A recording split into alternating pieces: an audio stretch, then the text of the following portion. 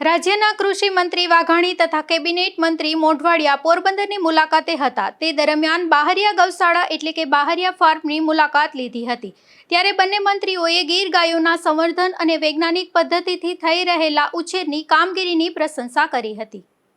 પોરબંદર જિલ્લાના બાહરિયા ફાર્મ ખાતે યોજાયેલી મુલાકાત દરમિયાન કૃષિ અને ખેડૂત કલ્યાણ મંત્રી જીતુભાઈ વાઘાણી તથા વન અને પર્યાવરણ મંત્રી અર્જુનભાઈ મોઢવાડિયાએ ગીર ગાયોના સંવર્ધન, સંરક્ષણ અને વૈજ્ઞાનિક પદ્ધતિથી થઈ રહેલા ઉછેરની કામગીરીનું સ્થળ પર નિરીક્ષણ કર્યું હતું.